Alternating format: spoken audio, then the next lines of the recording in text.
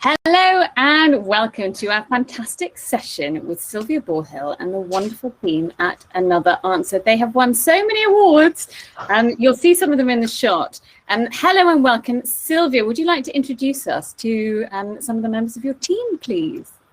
Okay, so hello everybody. On your, well, I don't know actually where it is on your screen, but underneath Amy on my screen is Stacia, who is my practice manager, and underneath me is Elisa, who is my client manager, or Cookie Monster, as the case may be. And so at the moment, let's set the scene. So Stacia and Elisa, you're actually in the Another Answer office, is that right? Yes, yes, correct. And you've all got your own rooms. That's very organised. Yeah. Well, Stacia shares a room with three other bookkeepers, or three bookkeepers, sorry, not other bookkeepers. Stacia is not a bookkeeper. Yeah. So Stacia, if you're not a bookkeeper, what do you do at the practice? I'm the practice administrator. Sylvia likes to call me practice manager. That's cool. But I basically deal with the AML. I deal with onboarding, HMRC, cookies, making tea, making sure all the girls and Neil are sorted and happy. And I'm the friendly, smiley face. And during COVID, I was the only one in the office. I went from 4 days a week up to 5 days a week, 10 till 2, and now I'm back to 3 days a week. So yeah, it's lovely. And work with our subcontractors as well, which are part of our team. You sound essential. And Sylvia, are those 2 Luca Awards I can see behind Stacia's head there? Yeah, you can see 2 behind Stacia's head. One is for Small Practice of the Year in 2015. One is for Large Practice of the Year in whenever we last had a real summit. 2019 was that. And then Elisa's got one behind her head as well that you can hardly see, which up on the corner of the cabinet, which is for Employee of the Year last year, 2020. I've been putting her forward for years, and finally she got her. Oh, that's wonderful. Oh, I'm so proud. And I actually, just to join in, I put my, not mine, sorry, ICB's PQ Awards here. So that's our, let's not forget, we were crowned Accountancy Body of the Year at the PQ Awards, as well as getting an award for ICB TV. So we've all got awards now, so that's cool. Yeah. Sylvia, can you tell us a bit about when you started your practice and what it looks like now? Okay, so when I started, I didn't know I needed a practice license, so it was quite a long time ago, 20 odd years ago. I got an ICB practice license. June would be able to tell you exactly, but somewhere around 2007 or something like that. So at that point it was just me working on my dining room table, and eventually, and then Elisa accosted me in the street one day with a baby in a pushchair. Was that your third, Elisa? I think it was, wasn't it? I think it was about then, yes. I think it was Zach. How old is Zach now? He's 14 and a half, yes. So yeah, some so while ago. Elisa's been doing various bits. So Elisa got her own practice license for a bit. She said, is bookkeeping something you can do with a baby? And I said, absolutely it is. So she did. She said, how do I go about it? I said, log on to the ICB website and go and do some ICB training. And that's what she did. And gradually, I think you've just, about a year ago, completed your level 4. Yes, although I'm working my way through the modules for a diploma at the moment. Or when I say working my way through, have paused entirely due to having work to do. But yeah, that is the aim, to finish those off. So she did a bit of subcontracting for me for a little bit, and then when my dining room table got too full and I needed it back, I got a little tiny office in the village, and I took on a girl for 8 hours a week as a sort of admin-y type person, and Elisa kept coming to the office then to work, and I finally persuaded her to actually be employed on the basis that I was afraid she'd go and work for somebody else otherwise. And she's been with me ever since. So yeah, 14 years. So it's been she's the glue as well. Absolutely. And then gradually we got, I don't know. So then we had Tom came on as a practice manager, and he's moved on to something else since. So Stacia's with me 3 years. Stacia, is that? Yep. And then we've got Daska. We've got 3 bookkeepers, Daska and who's been with us a year, Helen and Emma, who joined us a couple of months ago. about 6 weeks ago, actually. We had a lady down in Devon, but she's literally just finished yesterday. She's gone off to work for Intuit instead. And then we've got a couple of subcontractors. So we've got Kirsty, who everybody knows. We had Lucy for a bit until she went off to work for ICB. And a lady called Andrea, who's an AAT bookkeeper rather than an ICB one, who works with me particularly on Wednesday. Oh, and Neil. Let's not forget Neil. Neil is officially now an ICB certified bookkeeper. Yeah, right. he certainly is. I think he did all of his level 3 in about 6 weeks last August. Oh, wow. Why did you wait so long? Neil also did the review of Centre. Of course, Centre is coming on Not Thursday. Centre, no, Fathom. Whoops. Fathom. Completely different tool. Yes. Now they integrate very well. I have read it. I promise. Completely different. Good for Neil. We do also have, of course, a review of Centre up on the website as well. And Fathom's not here this week, so thank heavens I was talking about Centre. Sylvia, when you first set up your business, did you always think you were going to be running a big team, or was it just a sort of supply and demand thing? I think it was more supply and demand. I started up with a baby. You know, I was doing 10 hours a week or something when I had a baby, and because it was a convenient thing to do. I never had I didn't have delusions of grandeur at that point. But then once I got an office, I then started talking about my taking over the world and things. But we haven't quite done that. I think we've pulled back from that idea now. So that's quite interesting. So maybe sometimes when you've got an office to fill, maybe. Yeah. We've moved into another office since then. We've got a much bigger office now than we had when I first started. We do let out one of the rooms to a solicitor, so we sublet one of the rooms. So we've got room to expand if we absolutely had to. And how has lockdown and the whole pandemic affected the practice, and particularly how you guys work together? Stacey, you answered that one. Well, as I said in the introduction, I came into the office. We've got COVID signs. We've done all the, social distancing. So all the members of the staff worked away from the office. Sylvia was always ahead of the game with being cloud-based anyway. So we have very good IT people that sorted us out. It was harder for Elisa with school, and other members of children. But homeschooling and trying to fit in slotting in the time and things. So that was very hard. And we've taken on 2 new people in lockdown. We've done our Christmas party on Zoom. We've done interviews on Zoom, and actually it was really inclusive. And we've acquired, fantastic. So actually, and I do believe we've picked up more international clients as well, haven't we, Sylvia? Through various bits and pieces. So actually it's so actually it hasn't really changed anything for us, apart from we can't go to Inspire, we can't meet people, we've adapted.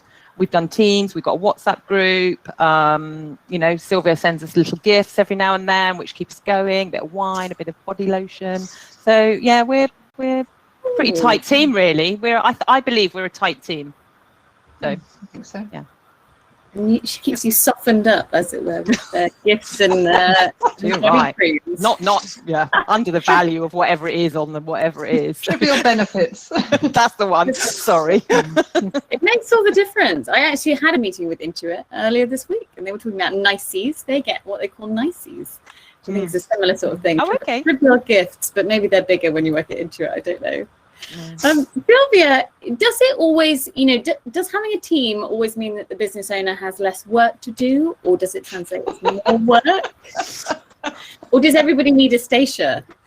Everybody needs a Stacia. There is absolutely no question about that. In fact, that was the reason I took on a practice admin person to start with, which was the first one. We had a lad that came in for a bit, but because it was taking me so long to onboard new clients with the AML and the HMR, setting up on HMRC and setting up on whatever system we got them setting up, and getting agent authorization, all that stuff. And it was taking so long to do that for every new client, and I was getting a lot of inquiries at that point, and I just thought, I can't do this and do the work as well. So It's definitely helped from my point of view, that side of it. Now I don't have so much to do with, and actually now that we've just taken on these 2 new bookkeepers, so I've had I had 2 during the year, and then I had 2 these last 2 weeks as well, and we promoted Elisa to be the client manager, so she's all the bookkeepers now answer to her, which means I don't have to think about who's doing what and where they're doing it. It's quite interesting to kind of let go of that, but because we are all part-time really, as well, aren't we, Sylvia? Apart from you, really, we are all part-time. Love that. I said that I think at one of the bookkeepers summits. Actually, bookkeepers are such sort of progressive, flexible, modern employers. Absolutely. Because I think a lot of the time your bookkeepers have chosen it for that very purpose, to have your own work-life balance. And to I must admit, I was trying to recruit a full-time bookkeeper most recently, but in fact nobody wants to work full-time, so I've got 2 part-time ones, and that works. It's old-fashioned. Working full-time. Working full-time. Flexible. Let's put it flexible. I mean, I don't work as much as I did now, and I do different things. So I'm not so much involved with the day-to-day bookkeeping and stuff now. I'm more involved in the practice development and practice the sort of growth is what we're kind of started evaluating software and things, and Neil does the more of the business insights side of sort of stuff. Which is exactly what you can find out with a tool like Fathom. Exactly. And he's been trying to get that wretched ICB Business Insights course under his belt. He's now working on that. He's got the book and he's working on that one. It's ready. It's ready. If you're up for doing the Business Insights. Yeah, no, he's got it. He's working on it. There's now nothing to stop you. And there is a textbook available in the shop. But just to say hello to everybody, Joanne Crompton has only just set up her practice, she says, and can't even imagine employing other people. And Alison Mason agrees, but Helen Bauer says, I was on my own for years, and only expanded when my son was 16. Now looking for my 6th person. You can also hear from Helen Bauer on Thursday with Semper. So Helen Bauer says, I encourage Penelope, and I'm thrilled. She took the plunge. That's exciting. And Kirsty says everyone needs a Stacia. And then everybody needs a Stacia. Oh, bless her. Wow, that's incredible. And Yvonne agrees, Yvonne Body. So Sylvia, I think sometimes possibly the concern for some bookkeepers is that if they start employing a team, their clients will be devastated because your clients pick you because you're great and they want that personal connection.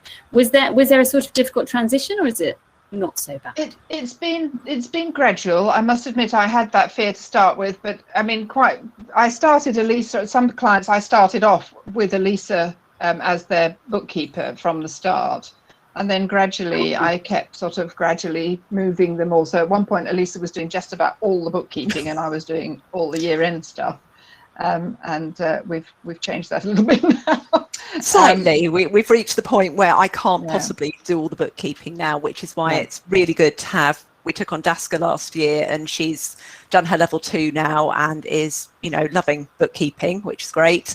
And then Emma and Helen we've just taken on 6 weeks ago, which is challenging for me, being promoted to being client manager, and suddenly, the same position that Sylvia has been in with me, I'm now in with other people, which is, okay, I know all these clients, I know them really well, I know exactly how their businesses work, I know how I want their bookkeeping to look, I know that they can count on a certain level of service, and now I need to communicate that level of service and that kind of detail to Emma and Helen so that, that the client feels equally confident with them, and then I need to allow them to build up their own relationship with the clients and, be able to continue providing that service. But it is one thing I would say that we noticed, and there was a talk about this, I remember at the Inspire Tour last year, about processes and standard operating procedures. And I remember listening to that and thinking, gosh, that's so important. I wish I had time to spend more, invest more time in that. And all I can say is I wish I'd done it a year ago, because now trying to simultaneously work out exactly what it is that I'm doing and how it needs to be done in our way and communicate that to other people at the same time is quite challenging. And I'm reminding myself it's a work in progress, and down the line we will get to the point where, yes, we know this is what we expect of each other, what we want to provide for our clients, and it's all written down and we're all absolutely clear what we're doing. At the moment, still navigating our way through it. But yeah, if anyone is considering taking on more employees to do their bookkeeping, I would say write down everything you do before you start your first employee, rather than somewhere down the line, because that has been and is quite challenging. That's really great advice, and also I hope encouraging to hear that even the large practice of the years is saying it's a work in progress, and actually you don't let perfect be the enemy of the good. No, absolutely. Yeah. So yeah, don't worry. Don't worry. Elaine actually just asked on the Q&A, is it better, do you think, to have part-time rather than full-time staff? Is there sort of an inherent benefit in that? Does that work in a booking practice? It works and it doesn't. I mean, there are times that I find it a bit frustrating because, you know, on a Friday afternoon there's nobody in to answer the phone, so they come through on my mobile instead. And if somebody who's working part-time is away, you know, Stacia, for example, works Monday, Tuesday, Wednesday, and if she's then away the following week for whatever reason, she's not been in since, you know, she's for quite a long time, so that can be a bit frustrating sometimes. Or, you know, there's a client rings in and the person who works on their stuff isn't away. Well, we just have to say, you know, she'll be back in on whenever, and it hasn't been a problem, I don't think. And if no. I mean, our clients ring up, like one rang up today and he said, oh, I know you're in till 10 till 4, and they know I'll hang around if they need to be. It's the flexibility, really. And if we do need, because we do lots of team meetings all together with everyone, and if it needs to be on a Thursday, I'm happy to drop in on it. It's not a problem. I think there's a lot of give and take. I think we get the flexibility. I mean, I have 4 children. There are always hospital appointments, orthodontic appointments, you know, there is always something coming up, but also I can stay late where I need to, you know, I can make arrangements, and everyone gives and takes.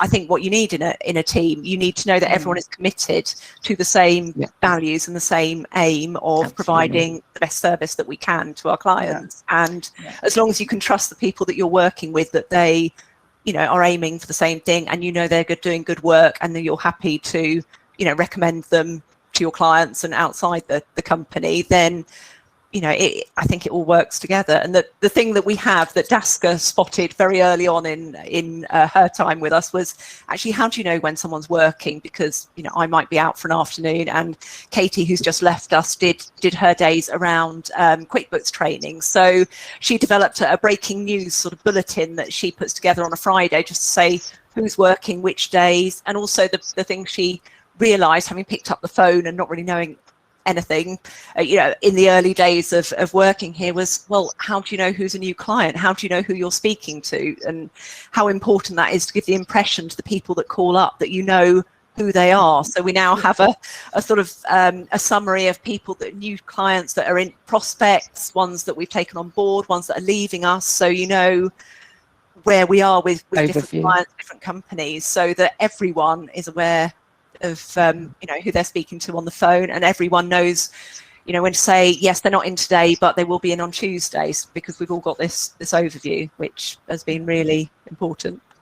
I think also we do a lot of sort of keeping up with what we use. Accountancy Manager to keep track of where we are with different bits of client work. I think it works well for me, because for the client onboarding and keeping track of annual things, Elisa finds it a bit more frustrating on the day-to-day scheduling and things. I'm reading the comments at the moment which say Centre is amazing, because in amongst all the work that I need to get done, I'm also looking to, you know, putting these processes in place, and I'm also considering the possibility that Centre might fit with, you know, the way we'd like to work, and the way of, you know, distributing the work and the, you know, the bookkeeping out to different people. It might be what we're looking for. So, but that's the way it is with everything. Is we're using what works best, and we have a WhatsApp group as well, which, you know, people make personal comments on, you know, what they're doing at the weekend, but also it's a quick way to say, by the way, not in the office this morning, or so and so's coming in, or whatever. And that's a great way of keeping in contact with each other when we're not all in the same place. And we use T-sheets to just keep as time tracking. So not because nobody's paid on an hourly rate anymore, and we don't bill on an hourly rate, but it helps me to keep track of where everybody is and what clients they're working on and things. So well, Kim Parks says she's just moved from accountancy manager to centre. Best thing she ever did. Oh, that's encouraging. So let's wait and find out what happens on Thursday then. Somebody's just asked, it's going so fast up the chat, but Julia Williams is wondering how many clients do you have? You can give us sort of rough ballpark. I think Stacey can answer that. 94? 90 something to, yeah, 94, 95. And, yeah. And three or four currently trying to reel them in. Yeah.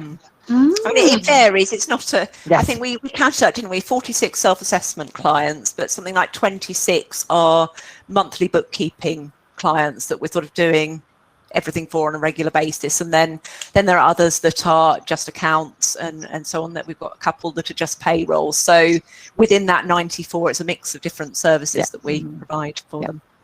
And do you have to be running a team and also having an office? Obviously, you've got overheads. Do you have a kind of minimum sort of fee that you will allow any sort of client to come in on, or a sort of minimum size of client business? Okay, so we've been working just more recently. We've signed up with Go Proposal, and we are working through increasing the fees for everybody. Because it's we set a fee level, I don't know, 5 years ago or something, and it hasn't really increased them. So we were I used to, seriously, a client would come into the office and I'd look at their shoes to see how much I was going to charge them.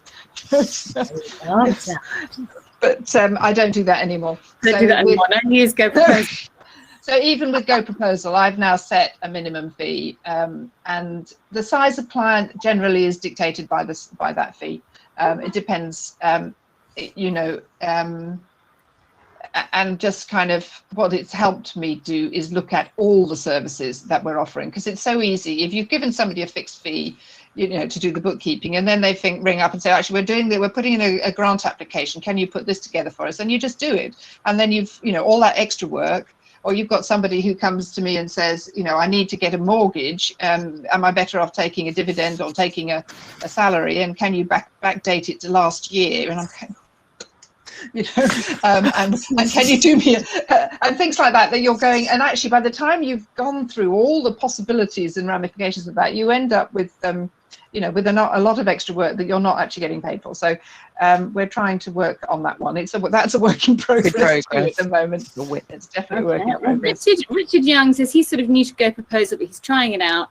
And thanks you for being so open. He's wondering if, in the words of I'm sure most bookkeepers are wondering this, can you tell us how many clients you have per employee? Bookkeeping wise, I would say, we've got 26 bookkeeping clients. There are 4 bookkeepers. So I guess we're in the process of allocating them, but probably we're going to end up with 5 or 6 each. And I tend to have the ones with the imports and exports, or the more complicated management reporting and various other things. The difficulty is with assigning clients that some of those clients bring their paperwork in on one specific date, or email the whole lot in on one specific day, then you do it and it's over in sort of 4 or 5 days, and whereas some clients you need to dip into regularly. So trying to schedule that for example, Daska has 3 or 4 of those clients where it all arrives on one day, and then 2 weeks later she's had a mad 2 weeks and then she's finished. So it's a bit difficult trying to work out how long each client is going to take and make sure no one's sat there doing nothing and no one is completely snowed under. And when we say we've got 4 bookkeepers, I mean, if you look at that as full-time equivalents, so it's actually only 2.6 or something. So it's not quite 4 bookkeepers. And do you also look at things like profit per full-time employee? You have to ask Neil that. So that, again, that's something. Hopefully not. Sorry. That's something we've been working far more on. So this last year, because I've had more staff, I've been able to start looking far more at that sort of thing. And then Neil works very much with me on managing the business, that side of the business, the sort of basically that side of business, and he works with the clients that really need in-depth management reports and things. So he works with them. We've only got 2 or 3 of those that but yes, so we've been working with an action coach for the last 18 months, I would say. And they come in and work with the whole company? No, but we've got a team day planned, which they don't know about yet. We've got a team day planned where she is going to come in and work with all of us on and just kind of, I'm trying to get the whole team knowing what's in my head and what's in Neil's head, because the bigger the team gets, you can come in, you can do your work and you can go home again, or you can have an overview of what the whole company is about and what the vision of the company is, and have a much better team ethos, with not just doing your work but actually seeing where we're going. Well, it was interesting to hear Elisa talking earlier about values. Do you have kind of set values for the company, and how do you make sure that your team sort of embodies those values? I don't know that we have anything written down. Again, that's another work in progress. So all these things are things that Neil and I have been working with our action coaches, just kind of getting some of this stuff down onto paper rather than running around like headless chickens trying to keep up with the work. And so your question earlier about if you've got a team, do you do less work? Well, I do less bookkeeping work and accounting work, but I do much more on we're actually able to sit down and look at what some goals are. And and as far as values go, I think it's kind of, I don't know, Stacey, you tell us about values. Honesty. Honesty and friendliness.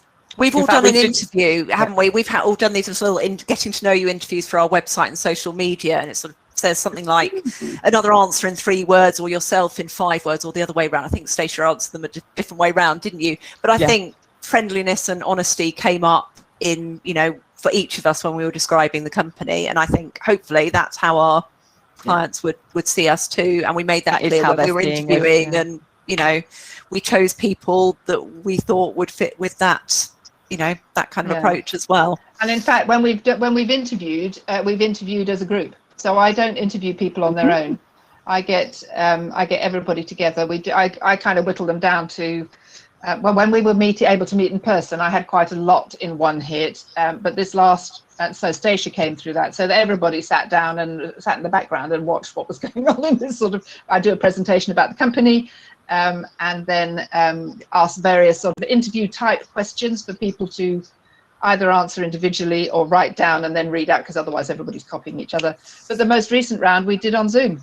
And everybody came in on Zoom, all the staff and the candidates, and we had a Zoom interview with everybody together. And then afterwards, we all sat down and discussed about who we felt would fit with the company. And the other thing I think that I would say is a value for me anyway, and I think for everybody, is a commitment to ongoing learning, and not just saying I've done my exams, I can sit back on my laurels, but ongoing learning. I try to make sure, from that point of view, I make sure, I pay for everybody to come to Inspire and to Summit and things, so that I know that they're not feeling that they can't afford it, because it can be quite pricey. It's quite pricey for me, but it's in the and mind you, thank you for getting us a discount for all coming on today. So if you do want to share your story at ICB events, you might be able to find yourself a free ticket. Not that we are, that would be the real reason to do it. But it's really useful for everybody else, for you guys to come and share your story with us. I'm aware that we're sort of running out of time, which is very sad.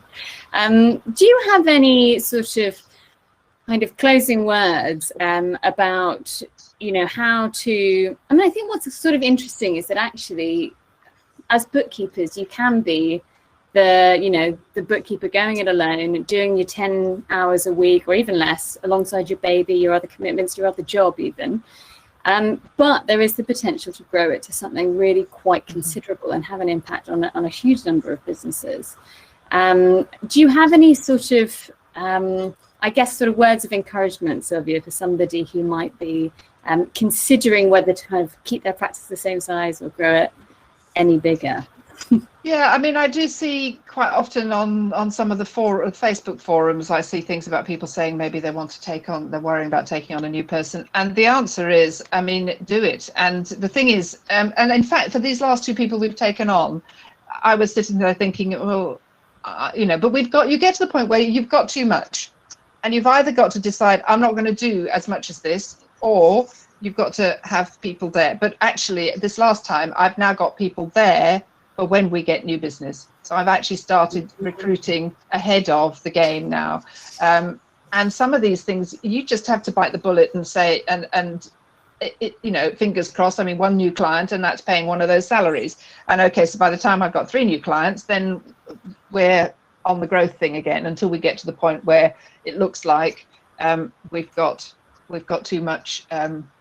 We're running out of capacity again. And Stacia keeps on top of me for that. She's saying she's the one who rings me and says, Elisa's got having a bad week, or Daska's got some issues going on, or don't forget so and so's birthday and stuff like that. So she keeps me aware of what's going on in the office, because the bigger the team gets, the less easy it is for me to be a buddy with everybody, as I was when so that's probably the biggest challenge for me, is taking a step back and being the boss instead of just being Sylvia in the next office. So that's kind of been interesting. Spending your time on the business, not in the business. Yeah, exactly. But I would say, yes, bite the bullet. If you have to decide whether that's what you want to do. I mean, maybe a lot of bookkeepers, they don't want to do that. They just want a bit of work to do alongside whatever else they're doing, something to keep them sane, and or insane, as the case may be with some of your clients. If you do want to grow, then it's possible. I mean, look at Claire Allen with Team 4. They've got, I don't know, she's got double the amount of staff and clients that we have. So we'll find out on Thursday. We'll find out on Thursday. Yes. And so you can be a really big practice and still have that personal contact with clients. Or you can just, keep going. But do what you want to do. Don't, don't rush into being, don't feel you've got to be a massive big business. If you're happy with half a dozen clients, then you're happy with half a dozen clients. But do what you want to do and be what you want to be. Be your best. Don't get hooked up on what other people are doing, I would say. Yeah. Well, so just all of the comments in the chat so great. Rosbot says this is just the best session so far for her, and lots of very inspiring. And Lisa, do you have any sort of closing words on sort of tips for kind of training a team and trying to keep motivated or on brand? I don't know. I'm still discovering this, because I've had Daska, been sort of training her up and sort of introducing her to bookkeeping over the last year, and that's been great. But obviously, the more people there are, the more difficult it is to keep my eye on everything. But I think one thing that really helps in a team is sort of no man left behind, so to speak. So no one sat in the office at 5 o'clock doing a really rubbish bit of work for a client that just hasn't cooperated. I don't want anyone working here to feel like that, and we help each other. That's part of being a team. And so even if it's just sitting there reading out the numbers for someone, Stacey's always saying, shall I read those numbers out for you? Do you need, we help each other, because you don't want anyone tearing their hair out and thinking, our HMRC coming after me specifically for this. Well, no, they're not. Let's sort it out. Let's let's do it together. And that's one of the great aspects of being a team, is there's someone else to check with. There is someone else with experience that you might not have. There's someone else who can help you find the answer, and also it's fun. We can sit and eat biscuits and have a cup of tea, and whether it's on Teams or whether it's in the office, it's actually quite fun being part of the team. So I wouldn't be without the team I'm in. No, absolutely not. Another answer just seems like the best place ever to work. You'd have to ask Helen that, because she's just joined, so I think she's listening as well. So she's not on. All right, we'll get her on next. Stacia, is it really? What is this team like to sort of like? You're obviously the one that's kind of sort of gluing them all together. I'm also wondering if you could just briefly tell us about Daska and what she has. Oh, Daska! Oh my God, Daska is just amazeballs. Honestly, she kept this under her hat. Thank goodness, otherwise we'd have been all locked up probably. Well, Daska's recently, she was received the British Empire Medal, which is an award from on the Queen's birthday honours list for setting up the Born End COVID SOS, which she did just before she joined us. She was in mid-interview and things, so it makes me want to cry. She's amazing. She's crying now. It's amazing. We're so thrilled for her. And the only person in the village, sorry. Yeah, she's giving me a virtual hug. I'm a bit pathetic. I'm sorry. But we're a team and we care. So, Yeah. And Kirsty, I can see Kirsty just said it really is a great team, and we include our subcontractors in that. Just because they're subcontractors, you know, they're still included in Christmas lunches and they're still part of the team, and they're on the team WhatsApp, and there's Daska as well. Helen.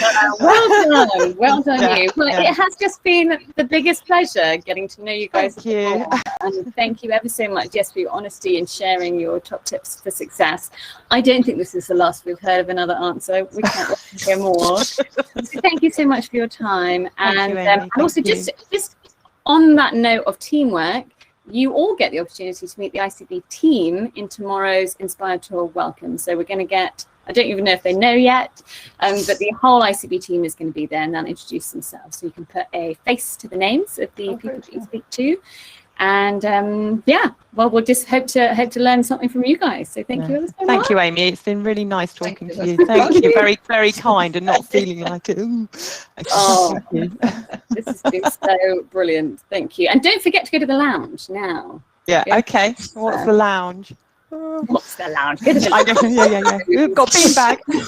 And have a lovely afternoon, everybody. Goodbye. Take care. Bye. Bye. Bye.